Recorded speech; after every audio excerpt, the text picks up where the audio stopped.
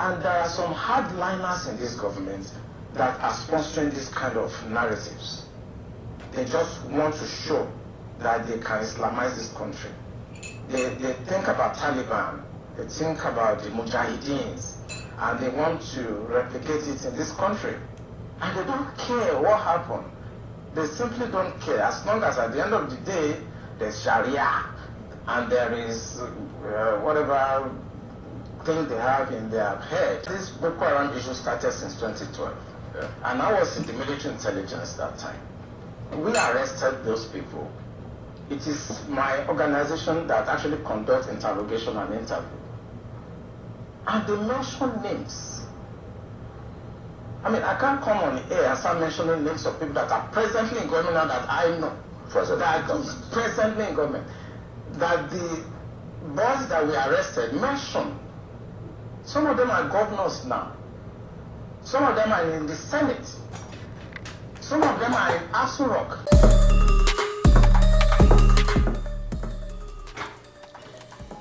Hello everybody. How are we doing, people? I want to specifically thank Mrs. Doris Akintimeyi for this video. I'm not excited really, because if Nigeria, this is what we have been talking about, people trying to Islamize Nigeria. It is this woman drew my attention to this thing going on, and my first response to her was that, I mean, she's one of my followers. My first response was that we already know it. We have discussed it here before. I specifically said in some videos that the Ecumenical Center in Abuja, which is called the National Church, doesn't have a CFO. So I said in some videos that any FCT minister can wake up tomorrow and get it demolished. Yeah, so those are part of the indication. So the handwritings, and then today again she now sent me some materials. Okay, let me discuss it.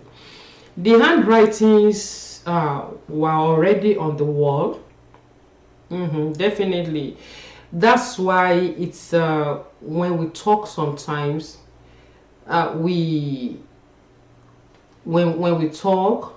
we call out Nigerian pastors for not speaking out, this is part of it. These are some of the indications. This is the flag that has been designed, Sharia flag.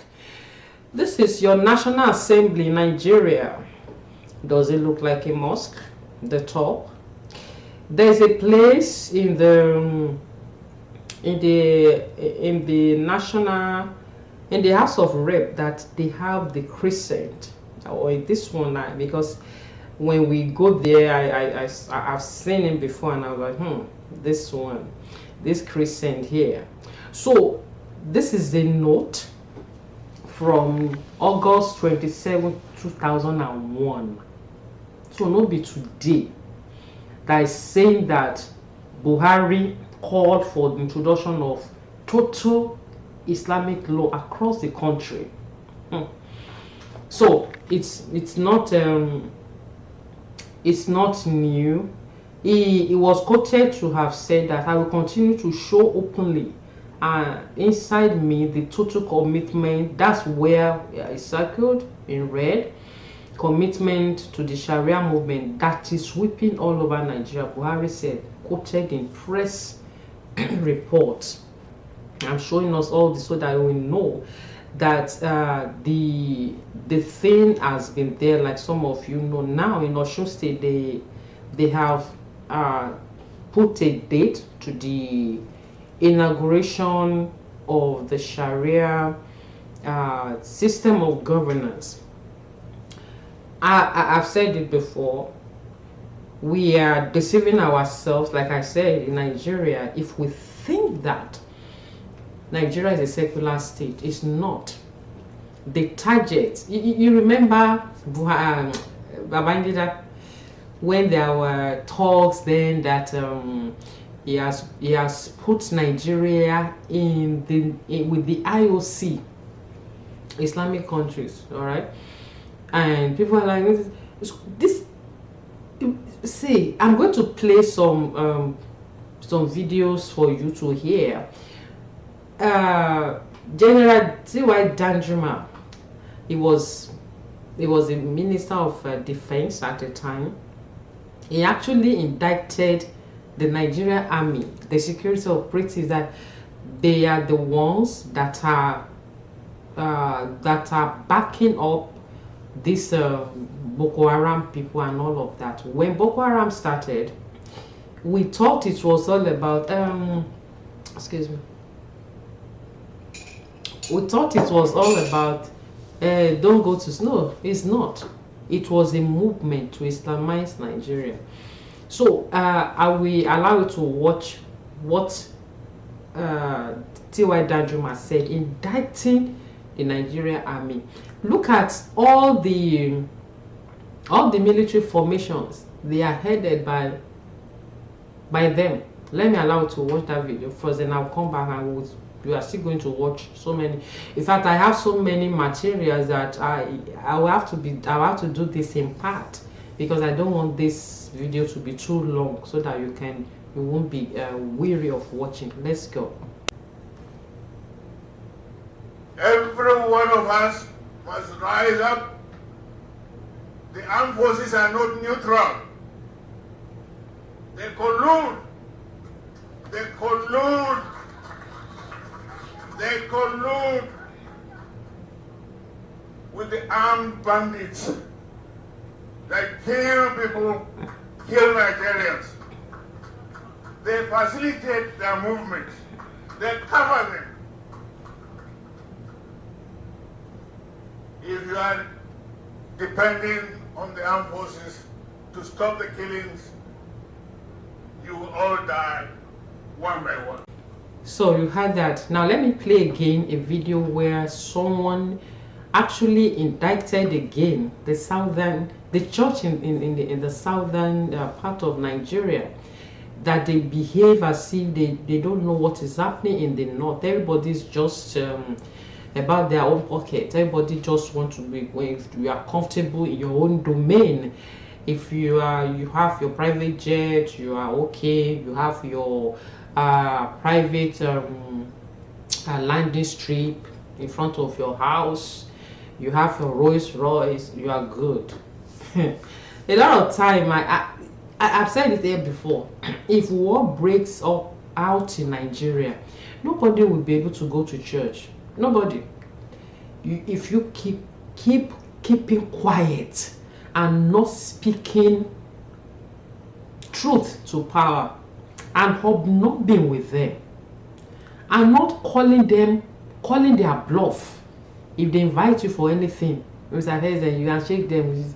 They just take it that, okay, these people, just as you will hear in this video. Let's go. That the church in the south is a selfish and a wicked group of believers, because you have abandoned the Christians in the north. Look, God is the God of justice, and God is the God of judgment. Let's not provoke him to repay us with our wickedness. Because if God looks at what the Christians in the south have done to the Christians in the north, he will fold his hand and allow Boko Haram to deal with us. We have to go to US. We have to go to Canada, to Poland, to Australia, to New Zealand, to raise Christians that will help and support Christians in the north. Nigerian church is not lifting a finger. It's not that they don't have money. The Nigerian church has money, but they help nobody. They only take and take and take. They don't give jack. I have to speak some things. The sin of irresponsibility. When God spoke, he said the Nigerian church is guilty of the sin of irresponsibility. You heard that. He called Nigerian pastors out. So another one said that actually they are the one that own, that it is Fulani herdsmen that owns Nigeria. Yeah. Fulanis own Nigeria. Written by Osman Umar Sokoto, philosopher, teacher and activist, 2022. We must make Nigeria a Fulani nation, and that's final. There is nothing anybody can do about it. When we said that Nigeria belongs to our father Othman Dan Fodio, it wasn't a joke. Haven't we told you that the oil in Bayelsa and anywhere in Nigeria belongs to the Fulani? Are Fulani not in charge of every oil wells and oil companies in Nigeria? Who owns the oil in Lagos State? Dangote, of course. Didn't we tell you that Benue belongs to the Fulani by the right of conquest? Didn't the Fulani become indigenes in Benue and Jos? Soon the Fulani will become governors in those places and our conquering of those places will become complete. Are you still listening to the ranting of that Governor Otten? He is just making noise, seeking sympathy, and fooling his people. He knows he got no balls. He knows he can do nothing. What did he do when we asked that they submit their weapons? Nothing. They submitted even when they knew that our foot soldiers, the Fulani headsmen, are still with their AK-47. They handed to us their double barrels and we kept our AK-47 and you say Fulani is not in charge. Are we not in charge? We laugh when people make noise. Let me ask you people, what did you do when we started showing you all the different faces of the president? What did you do when we took over the police, the army, immigration, custom, etc.? Did you cough? Is Fulani not in charge of all security segments? Is Fulani not DPOs and army chiefs in all your localities? What have your leaders done about it? Have you not seen headsmen killing people? Have you seen one headsman in police cell or prison? How many headsmen have they sentenced? Have you heard that army attacked headsmen camps? That Air Force bombed them, or police responded when our Fulani headsmen came for attacks? What happened when we killed 300 in Agatu? What does that tell you? Is it not enough for Fed governments to declare state of emergency and fish out the killers? Governments will only sympathize. What does the silence of your leaders tell you? They are our slaves. Both from the south, southeast, and west, everyone you call your leader is our slave. And before anyone joins them, he or she must agree to be our puppet. Do you wonder why Ebonyi State governor still protect Fulani headsmen and kill his own people, even after our headsman killed his own people? Are you surprised that former Governor Obiono has Maeti Ola representatives in his government? That's when Fulani headsmen under Maeti Ola are killing his people. We own them and they are our puppets. We can save and destroy them anytime. Can't you see what is happening in Imo State? What did your leaders do when we removed your elected governor and put a man that took fourth position? Did they cough? Ihidioha is foolish. For 1 year, we wanted him to start worshipping us and he refused. He allowed IPOB to demonstrate without our soldiers killing them.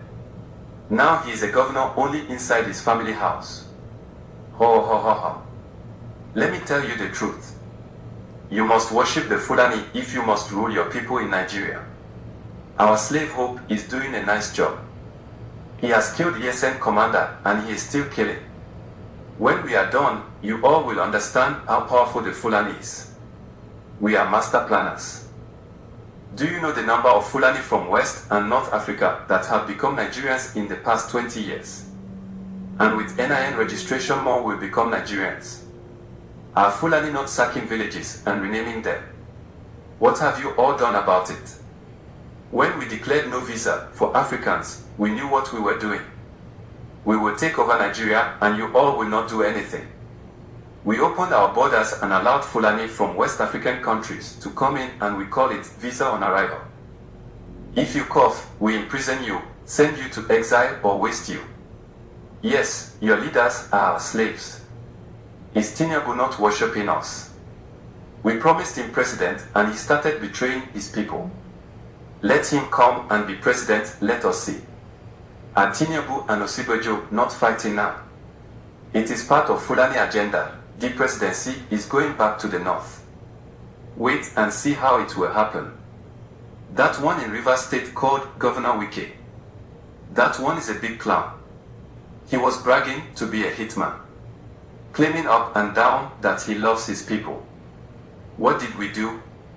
We simply promised him the vice president position, gave him more chances to loot his people, and he went mad and started killing his people.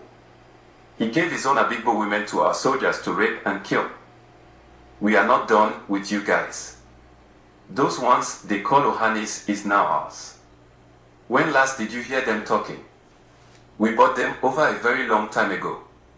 Whatever they say today is what we want. They are now a tool to further Fulani reign. They said that they can't be Islamized and Fulanized, but you can go to Enugu and Ebonyi State and you will understand what we have done. West.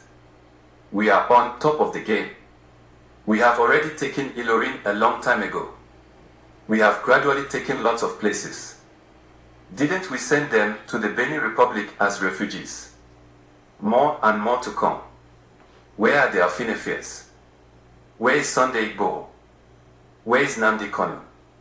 Where are the Yoruba Obas? Where are the human rights activists? They are all silenced and caged. The only obstacle along our way is that one calling himself Motsi Namdi Kanu and IPOB. But we will deal with them. We will use his own people to deal with him. And we have started already. Didn't we get his people to proscribe his group even when they killed no one? Didn't his governor support Operation Python Dance that helped us kill more than 300 of their own youths? If you doubt it, then tell one leader in Southeast that condemned the killing if not that stupid and useless Abarab. We have raised men among his people to write against him. We have successfully brought some people around him over, using their own Eastern leaders. But in their foolishness, they never knew it was the Fulani that sent their own people to buy them over. Is his former ally and deputy not today against him? What did you think happened if not the power of the Fulani? We are getting closer, and we got no much time. Quran must be dipped into the Atlantic Ocean. And that's final. Islam is spreading fast, and many Christians are converting to Islam. Where are the pastors that can talk? They are after their own selfish interest. Nigeria is a Fulani inheritance. We planned this decades ago and we must actualize it. Presidency is going back to another Fulani man in PDP that will spend another 8 years. Wait and see as things unfold. You can imagine people being kidnapped. Then they will say they arrest some people. And then they will say they forgive them. And then they will say they put them into they recruit them into the Nigerian army. You recruit terrorists into Nigerian army. We see terrorists on TikTok, on social media all the time, flaunting the money they collected as ransom. And army security operative, they cannot locate them. Just to give credence to what General T.Y. Danjuma said, that they give them ease of passage. They know what they are doing with them. Let me allow you to watch another video where the speaker talked about how Babangida actually initiated Nigeria into IOC. Now, Babangida is still alive. Yes, he did it. And everybody kept quiet then. It's coming gradually now. Let me show us. Forms and ramifications. Now Nigeria is a member nation. All non-Muslim religions, such religions shall include Christianity. The word Christianity in the communique was underlined. To ensure only Muslims are elected to all political posts of member nations, to ensure the appointment of only Muslims into strategic national and international posts of member nations, to ensure the ultimate replacement of all Western forms of legal and judicial systems with the Sharia, then to make sure that this strategy works, because it's not to require money. Babangida, as the first appointed president of Nigeria, put his hand into the treasury of Nigeria, took $21 billion out and gave it to OIC, to the Islamic Development Fund of OIC, and said, take this money for the total, I'm quoting, for the total Islamization of Nigeria in particular and Africa in general. Babangida paid $21 billion of our money to turn Nigeria to an Islamic nation.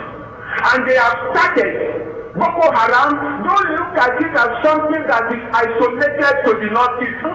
It is meant to cover the entire nation until Christianity is eradicated in all its forms and ramifications. So, with all of this, rather than these people already we've been lumped together by Flora Shaw, the girlfriend of Lord Lugard. Now, can we just go a separate way? Because you can't force people to be what they don't want to be. Can we? I've said it in this here before. That can we? When Deborah was, you remember Deborah Yakubu, when she was brutally murdered. Can several times, can everybody just go on their own? This is what happens when people are greedy, when they are selfish, when they only know what suits them. I've said it before, I will repeat it again. If not for Chief Obafemi Awolowo, we won't be here. Nigeria won't be here. If not for him, Biafra will have succeeded. And the Igbos will have had a country of their own. By now, maybe Yoruba too will have gone. So that if you want to Islamize North, well, fine. Just make it blanket for the North. But because Awolowo wanted to rule Nigeria as a president, he was Minister of Finance during the Civil War. And he was the one that gave the advice that broke the backbone of the Igbos, and they had to surrender. And it was like, okay, you are fighting with people, you are giving them food, cut off their supplies.